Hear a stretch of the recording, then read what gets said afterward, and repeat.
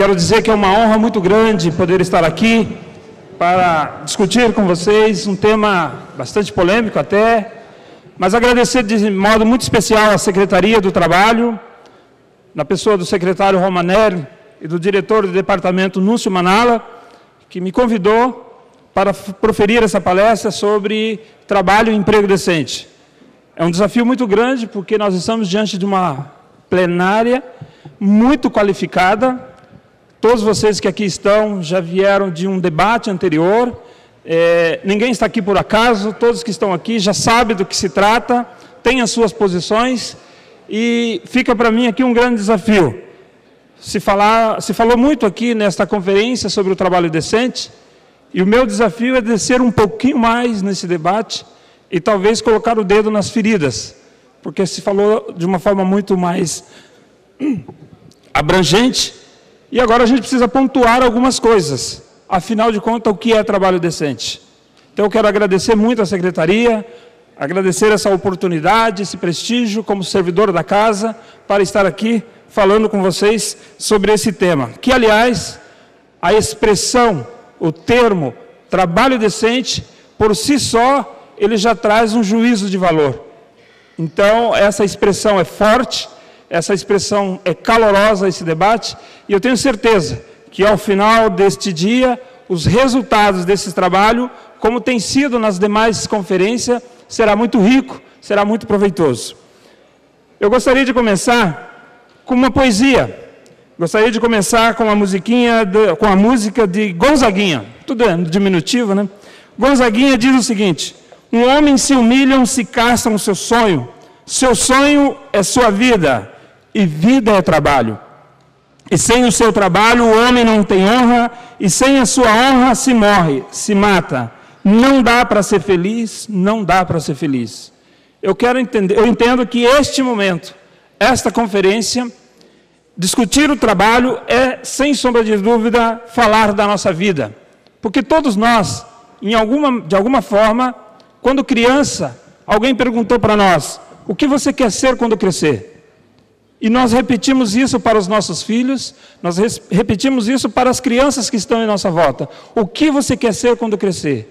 Porque este recado diz o seguinte: só haverá felicidade, nós só nos realizaremos a partir do mundo do trabalho. Esse é o recado que é dado para nossas crianças. Então, o mundo do trabalho é fundamental, ao ponto das pessoas serem reconhecidas não mais pelo seu nome, mas o seu sobrenome passa a ser o local de trabalho. É a fulana de tal lugar, é o beltrano de tal lugar, o sobrenome, o nome da empresa, a instituição a qual nós trabalhamos, é o nosso sobrenome.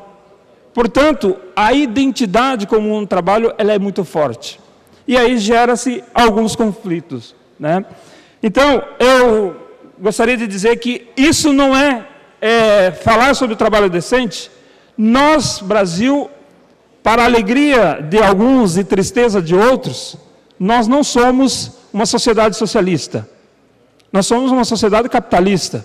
Nós estamos inseridos dentro do modelo capitalista. E esse modelo capitalista, existe dentro das aulas de economia o que nós chamamos de princípio da racionalidade. Nós queremos o lucro, nós buscamos o lucro. E todos buscam o lucro. Portanto, o empregador, ele quer ter o maior lucro possível. Não é isso? Toda a operação, toda a gestão da empresa é no sentido de buscar o maior lucro possível. Por outro lado, o consumidor, ele quer comprar ao menor preço possível. Ele quer ter as maiores vantagens possível. E por outro lado, o trabalhador, ele quer ter o maior salário possível e trabalhar o menor tempo possível e nas melhores condições possíveis. Eu fiz questão de destacar o possível, porque quando eu digo ali o possível, é porque nós, sociedade, estabelecemos o que é possível. Nós dizemos, esse lucro tem um limite. As coisas têm um limite. E aí entra a nossa Constituição para limitar isso. Mas na prática, nós sabemos que acontecem algumas distorções. No dia a dia, esse conflito é realmente muito sério. E aí entra o poder público para fazer o quê? Para mediar em alguma medida esses conflitos de interesse, e às vezes atrapalha, e às vezes ajuda. Às vezes atrapalha, mas às vezes também ajuda, porque os conflitos são bastante diferentes. Nós pensamos, nós almejamos, nós queremos coisas diferentes. Então, nós vamos ver que na Constituição de 1988, o Brasil já tomou uma posição em relação a esse conflito. Quando nós falamos da ordem econômica, está dito o seguinte: a ordem econômica é fundada na valorização do trabalho humano. Lá em 1988, nós poderíamos ter colocado aqui, na valorização e no trabalho decente. Já dava para ter colocado essa expressão. Na livre iniciativa e tem por fim assegurar a todos existência digna conforme os ditames da justiça social. Aqui, só este artigo daria para a gente ficar o dia todo discutindo o que é justiça social, o que é vida digna, o que é existência digna, que em alguns lugares, algumas pessoas parecem que têm diferença, valores diferentes, e acham que algumas coisas são normais, que algumas coisas podem acontecer mesmo não sendo dignas. Então, eu quero dizer que no Brasil, este artigo tem alguns princípios, e um dos princípios desse artigo é a responsabilidade, o uso da propriedade. As propriedades devem responder a um fim social, fim social da propriedade, seja ela uma empresa, seja ela área agrícola. Portanto, nós estamos inseridos nesse debate já há algum tempo. E esse debate, ele está inserido agora num outro contexto. Qual é o contexto? O Brasil, desde 2003, com o governo Lula, assina já um protocolo junto com a OIT para implementar o trabalho decente. Com qual expectativa? Gerar emprego e trabalho decente para combater a pobreza e desigualdades sociais. O que está colocado em nível nacional é que, ao discutirmos, ao trabalharmos a questão do trabalho decente, nós estaremos combatendo, sim, as desigualdades nesse Brasil e aumentando a qualidade de renda do nosso povo. Mas a nossa conferência, esta conferência aqui, não está isolada do resto do mundo. Nós estamos inserindo no debate da OIT, que já realizou conferências internacionais aqui na região, no continente, no nosso continente, para discutir esse trabalho. E ela faz algumas proposições. Ou seja, esse marco institucional que nós vamos ver aqui, o governo, para resumir, o Brasil assina esse memorando junto com a OIT e assume o compromisso de que aqui no Brasil nós vamos estabelecer, nós vamos criar, nós vamos trazer para o debate a chamada Agenda do Trabalho Decente. E quando a gente fala de agenda, todo mundo aqui tem agenda. Você coloca na agenda aquilo que é prioridade, aquilo que não pode ser esquecido, aquilo que tem que ser cumprido. Nós não colocamos na nossa agenda pessoal assuntos que não têm relevância, nós só colocamos aquilo que é importante. O Brasil também quer, o Paraná quer, nós queremos fazer a agenda do trabalho decente do Estado do Paraná. Por isso nós estamos então nesse debate. Primeiro, conceito de trabalho decente. O que é o trabalho decente? Pode passar. É um trabalho exercido em condições de liberdade, ou seja, foi dito aqui, os trabalhadores precisam, todos nós precisamos ter liberdade de escolher aquela profissão que queremos. E ao escolher essa profissão, ter liberdade de poder atuar sem o tal do assédio moral que é tão discutido, tão debatido e tão polêmico nas relações trabalhistas. A questão da remuneração e proteção social, um outro índice importante, equidade e segurança, igualdade de tratamento, capaz de garantir uma vida digna. Isso é trabalho decente. E aí a pergunta, será que nos locais onde nós hoje trabalhamos, existe trabalho decente? E aqui eu pergunto para o setor público, eu pergunto para todos, porque esta discussão não é só para a iniciativa privada. No setor público também temos que discutir o trabalho decente. Aqui tem bastante representantes do setor público e esse debate precisa vir à tona, né? Quais são os nossos desafios? Pobreza e desigualdades sociais, desemprego e informalidade, extensão da cobertura social, erradicação do trabalho infantil, erradicação do trabalho análogo ao escravo, tratamento de gênero, raça, egresso e juventude, deficientes, segurança e saúde nos locais de trabalho, diálogo social. Olha quantos os nossos desafios que nós temos para avançar tendo dentro dessa agenda do trabalho decente, porque todos esses itens aqui, se nós olharmos, está acontecendo, estamos tendo algumas melhoras nos últimos anos, mas ainda estamos longe de atingir um patamar de um país rico, de um país como é o Brasil. Precisamos avançar muito mais. Portanto, nós tivemos alguns progressos. Quais foram eles? A notável expansão do emprego no período de 2006 e 2009. Pessoal, vocês me desculpem que eu estou acelerando, porque pelo adiantar da hora, o importante é o trabalho em grupo. Então, eu vou passar bem rápido alguns slides, porque é fundamental que vocês estejam aquele tempo lá para o trabalho em grupo. Nós tivemos o reajuste de salário mínimo, que somou 53,7% acima da inflação entre 2003 e 2010. Combate ao trabalho escravo no Brasil infantil está sendo intensificado. Forte redução de porcentagem da população abaixo da linha da pobreza e reconhecimento das centrais. São indicadores que mostram que, de alguma medida, em alguma medida, nós estamos melhorando. Há uma melhora aqui no Brasil. Mas aí eu preciso dizer que esta melhora, como alguém já disse em algum lugar por aí, é como o meu querido Paraná Clube. Pode até estar ganhando todas, que não é o caso, mas pode até estar ganhando todas, mas ainda é segunda divisão. Está na segunda divisão, ou seja, por mais que o Brasil, por mais que nós, aqui do Paraná, estejamos alcançando melhores indicadores, esses indicadores estão muito abaixo do que é padrão internacional, do que é vida digna. Por isso a gente precisa melhorar. E quais são as prioridades? Prioridade, gerar mais e melhores empregos com igualdade de oportunidade e de tratamento, erradicar o trabalho escravo, eliminar o trabalho infantil, fortalecer os atores tripartites. Essa é a nossa prioridade pela Conferência Nacional, pelo que o Brasil assinou, pelo compromisso que o Brasil tem. E, portanto, são as prioridades aqui do Estado. Nós vamos estar hoje aqui, nessa conferência, discutindo sobre os 4 eixos. Vocês, quando fizeram as inscrições, vocês optaram por um desses eixos. Quais são eles? Direitos e garantias, emprego, trabalho e emprego, proteção social, voz e representação e diálogo social. Esses eixos, eles se intercalam. Existem discussões que perpassam um ou outro eixo. Então, é fundamental que em cada um deles, agora a gente vai ver um por um, nós possamos estar discutindo o que é que esta região metropolitana, litoral, Vale do Ribeira, o que é que nós podemos estar acrescentando nesse plano. Quais são as nossas reivindicações? Quais são as nossas propostas? O que o Estado, o que o governo, o que a sociedade civil pode estar fazendo, implementando como políticas públicas, como programas sociais, para, de fato, nós termos aqui o trabalho decente. No eixo 1, nós vamos ver, então, o quê?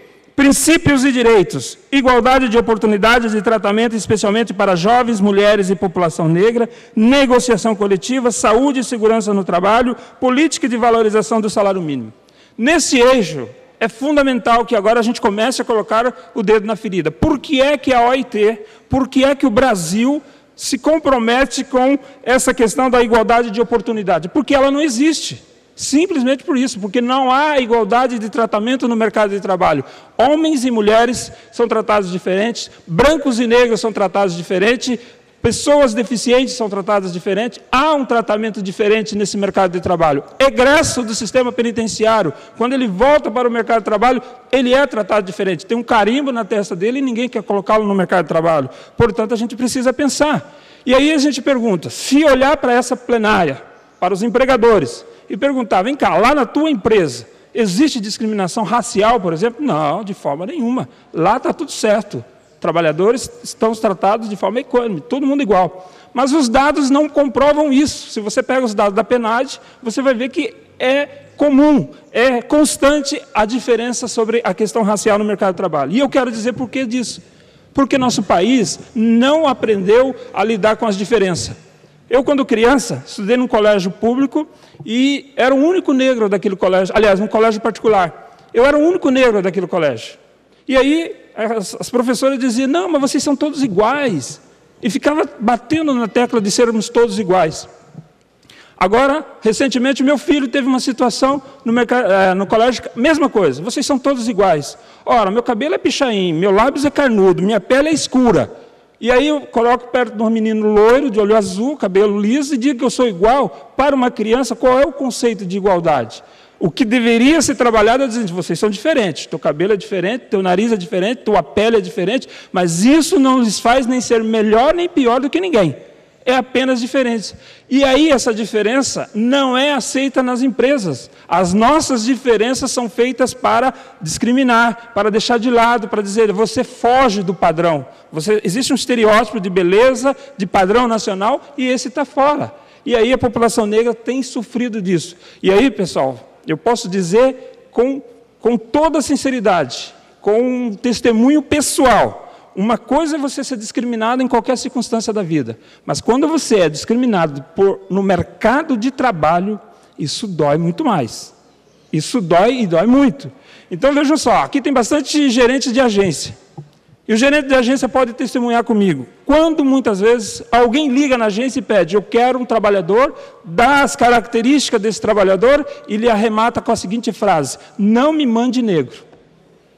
E isso já aconteceu algumas vezes, muitas vezes. E teve uma situação em que a pessoa que estava do lado de lá da agência, do telefone, era uma negra. E quando o cidadão... Aí ela disse, então você vem até a agência que nós vamos arrumar esse funcionário para você. Quando o cidadão chegou na agência, falar com a Antônia, lá de Guaíra, ele queria morrer, né? Queria fugir. Ficou verde, azul, enfim.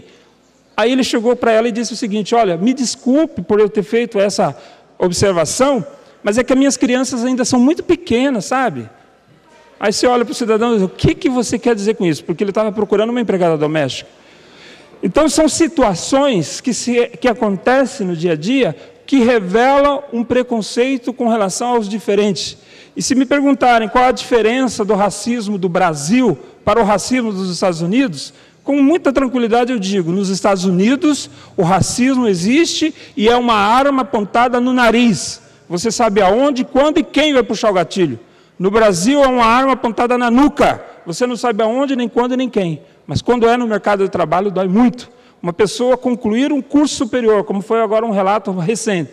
Terminou um curso, serviço social, foi para uma disputa de vaga, passou por todas as fases e na última hora disse, olha, tem uma pessoa que vai fazer parte desse grupo e ela não consegue trabalhar com negros, porque ela gosta de ficar fazendo piada, e aí você vai se ofender, então você não vai poder ficar com essa vaga. Isso aconteceu agora, recentemente, em Curitiba, então não estou falando de nada de outro lugar. Então, é preciso que essa conferência pense em alguma coisa e como que nós vamos fazer? Será que a diversidade racial nas empresas tem um caráter só ético? Ou seja, vamos fazer isso por uma questão de humanidade, mas também tem um lado econômico.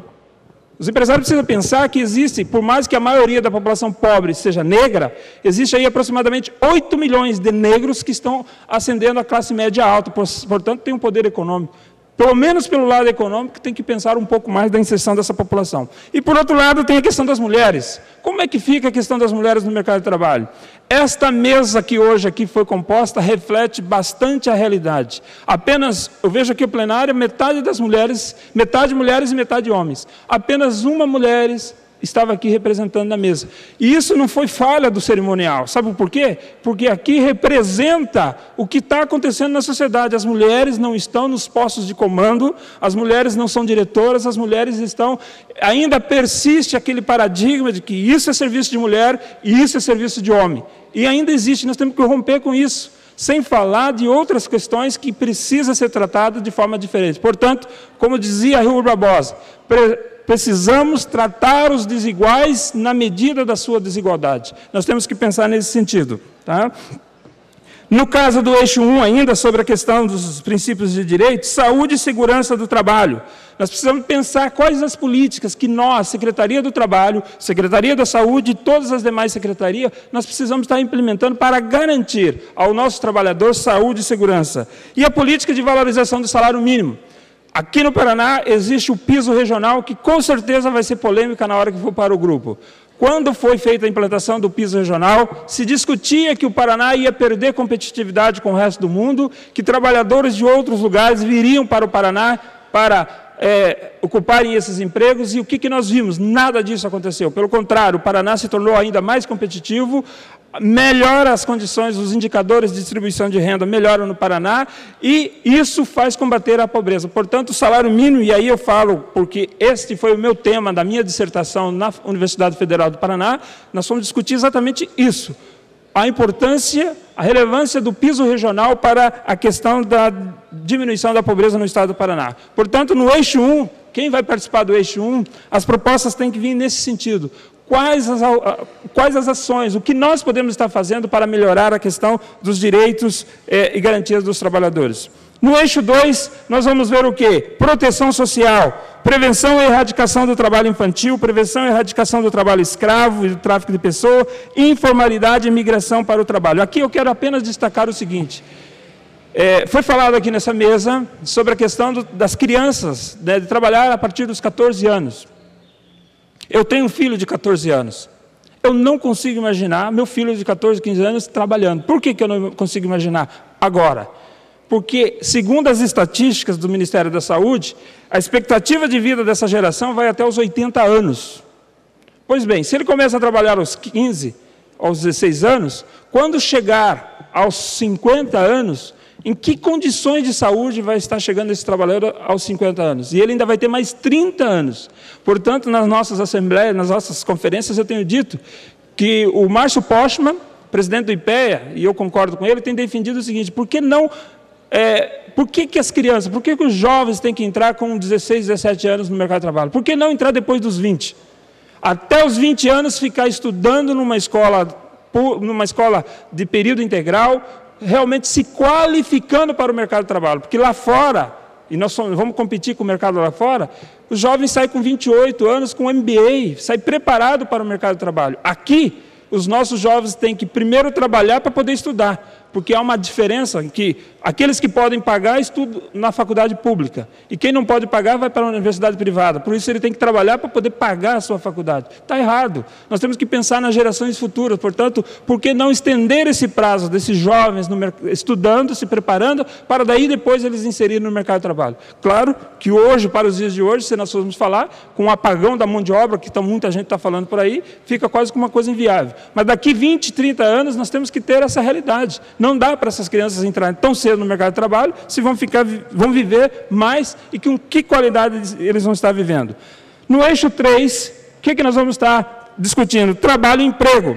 Políticas macroeconômicas de crédito, ou seja, quais são as políticas? E hoje foi falado aqui, com certeza, não quero repetir, sobre a atração de empresas para as regiões para gerar mais e melhores empregos. Sistema público de emprego, trabalho, renda e educação profissional. O nosso sistema público, será que ele está efetivamente preparado para ser um sistema integrado com todas as políticas? Será que nas prefeituras existem a Secretaria Municipal de Trabalho, Emprego e Renda e Economia Solidária, que é hoje essa vertente fundamental? Os recursos para a qualificação profissional, nós temos o recurso do FAT. Por que esses recursos têm que ser contingenciados? Fala-se tanto de que o nosso problema é a qualificação profissional, mas cadê os recursos? Como que nós vamos fazer política de qualificação profissional se todos os anos esse recurso é contingenciado, não é repassado, há uma demanda nos municípios e ela não consegue ser contemplada. Portanto, senhores, a responsabilidade de apresentar nesta conferência, nesta agenda, uma proposta para que a gente possa ter políticas efetivas de geração de emprego, mas com qualificação profissional e com recursos, quem sabe, de fundo a fundo, como existe nas outras políticas. Ainda, cooperativas e empreendimentos de economia solidária. Ainda é possível pensar uma outra forma para além do modelo capitalista. Existe, é possível. Qual é a importância? Como que nós vamos pensar a economia solidária aqui na nossa conferência?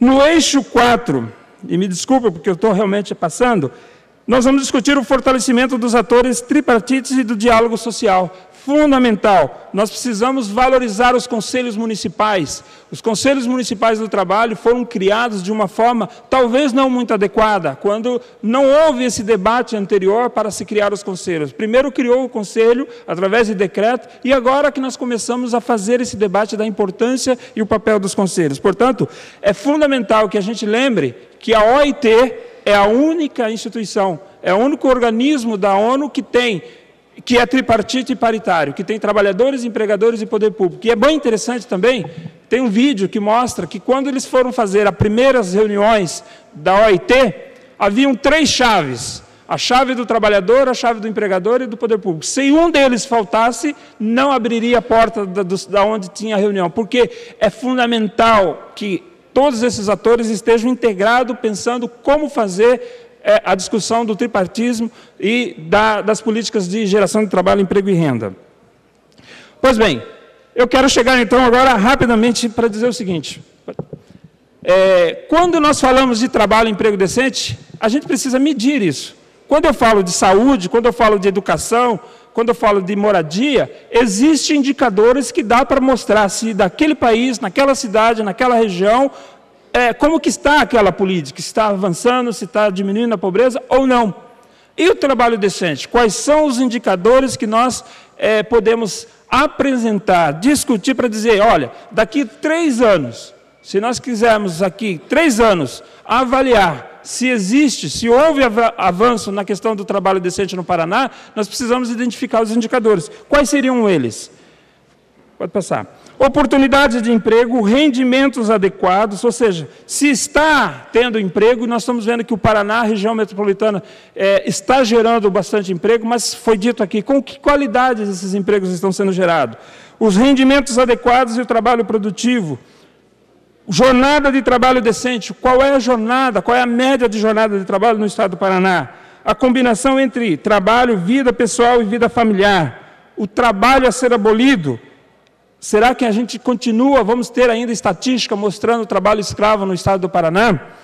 Estabilidade e segurança do trabalho, igualdade de oportunidades de tratamento de empregos, ambiente de trabalho seguro, seguridade social, diálogo social e representação dos trabalhadores e empregadores e o contexto econômico e social do trabalho decente. São esses alguns dos indicadores que podem estar mostrando se de fato nós temos trabalho decente no estado do Paraná.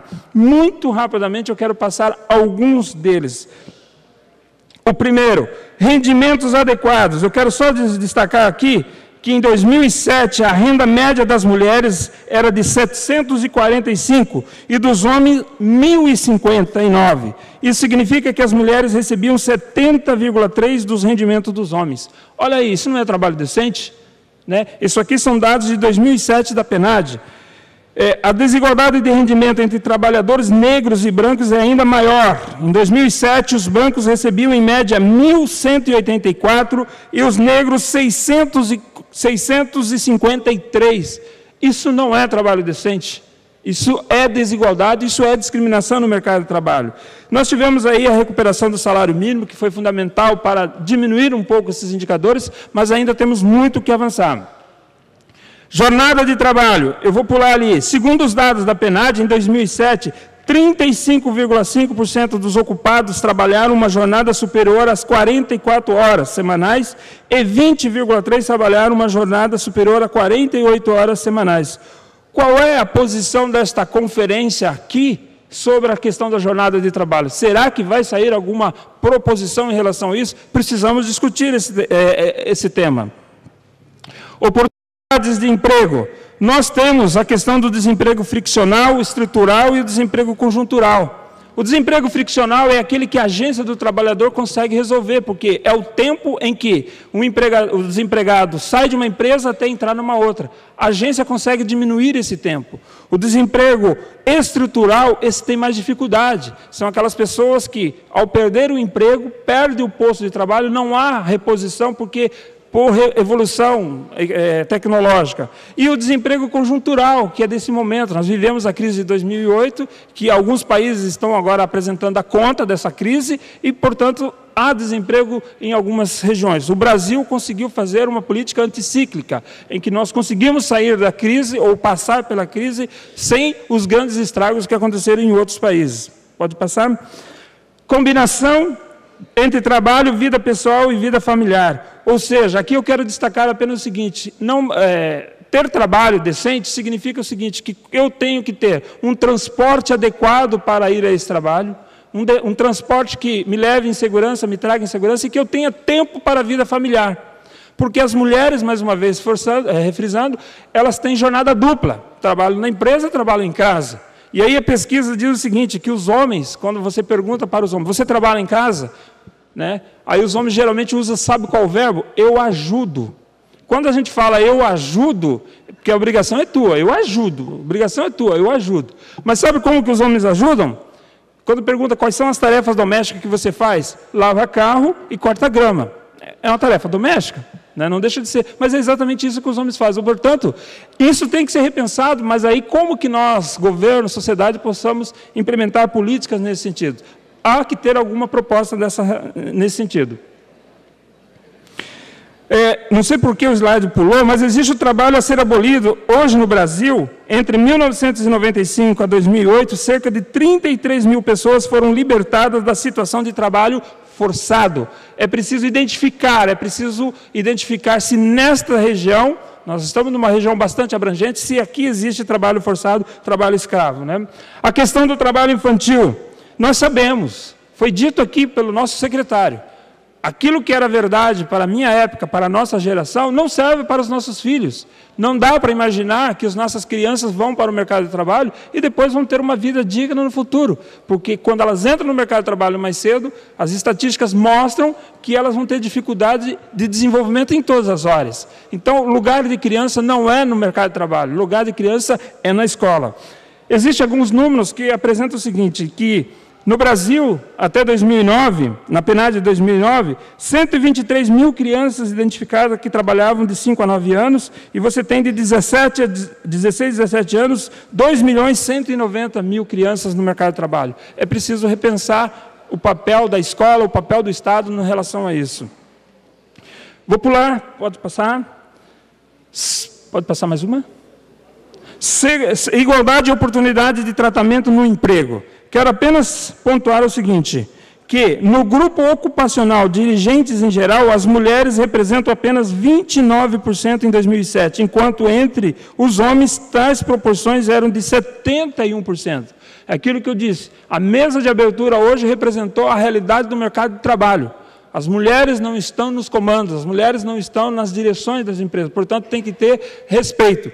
E quando eu falava lá atrás, aqui, ó, cerca de 88% dos dirigentes eram brancos e apenas 12% eram negros, ainda que 53% da população ocupada seja composta por negros. Essa realidade não aparece quando você olha para os diretores, para os níveis hierárquicos mais superiores das empresas. Portanto, será que nós vamos ter que implantar no mercado de trabalho cotas para a população negra? É um desafio que eu faço, é um questionamento que eu faço.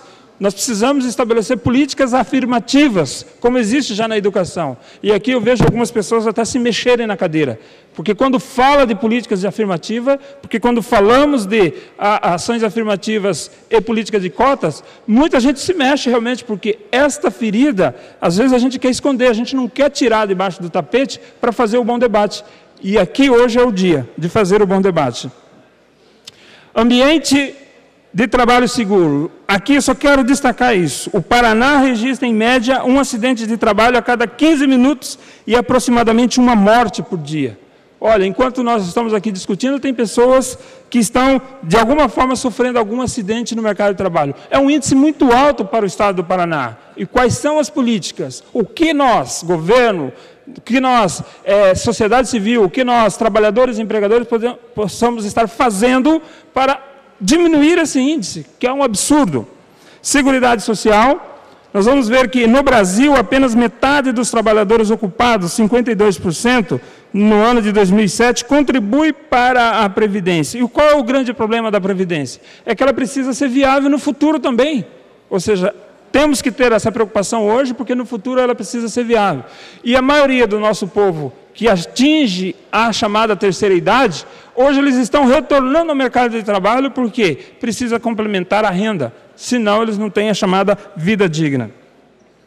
E o diálogo social. Na questão do diálogo social, eu gostaria de frisar apenas o seguinte, foi dito aqui por alguém da mesa de que há perseguição para trabalhadores que vão para o movimento sindical. Ainda persiste isso em algumas empresas. Isso tem que ser abolido. E a questão do diálogo social é o seguinte, provavelmente, na plenária da tarde, quando foram discutidas as propostas, como aconteceu em todas as outras conferências, nós vamos ter um debate caloroso aqui. Vai ter um debate caloroso porque as pessoas têm paixão naquilo que fazem. Mas é preciso que quando vocês estiverem, quando nós estivermos nos grupos, no debate, a gente saiba que estamos num processo de construção de diálogo do tripartismo. Aqui não está acabado. Foi dito aqui que nós estamos na frente, que a Bahia já fez a terceira conferência, que o Paraná está na frente do tripartismo, mas ainda tem muita coisa para ser corrigida. Os conselhos municipais ainda no Paraná não funcionam como devia funcionar. Os conselhos municipais, segundo as estatísticas, eles estão focados na questão do sistema público de emprego. E o mundo do trabalho é muito mais do que só o sistema público de emprego. Existem outras discussões, por exemplo, esses temas da conferência, que precisam ser debatidos. Portanto, lá no grupo, quando estiverem discutindo, a proposta é que, no máximo, que vá ao máximo para o debate, tentar construir o consenso no grupo. E que vá para voto somente aquilo que não tem realmente consenso. Mas é um processo. Não tem consenso hoje, mas vamos ter consenso amanhã. Pode passar? Pode passar? Eu queria encerrar dizendo o seguinte: segundo a OIT, o diretor da OIT, ameaçam a credibilidade das democracias no mundo. A falta contínua de oportunidade de trabalho decente, um investimento insuficiente e um nível de consumo excessivamente baixo provocam a erosão do contrato social básico sobre o qual repousa a sociedade democrática, a saber, que todos devem participar do progresso. Aquela ideia do bolo, lembra da teoria do bolo lá atrás, da década de 70? Tinha um cidadão que dizia que o Brasil precisava crescer para que depois que ele crescesse economicamente, aí a gente poderia partilhar um pouco daquela riqueza. Na verdade, o Brasil cresceu, mas não se desenvolveu, porque não foi distribuída aquela riqueza que foi construída naquele processo. As crises estão mostrando, o modelo neoliberal faliu. Essa ideia neoliberal está falida porque está provado mais do que nunca que precisa ter um Estado forte atuando na economia para que os trabalhadores possam ter vida digna, para que nós possamos ter um trabalho decente e que nós possamos ter, então, um ambiente favorável de tripartismo, onde a gente tenha condições de trabalhadores e empregadores construir, junto com o Estado, políticas efetivamente que possam trazer a questão do trabalho decente. Quero agradecer a todos pela paciência, sei que estão todos ansiosos para a questão do debate, desejar uma boa conferência a todos e que Deus continue abençoando cada um de nós. Um abraço.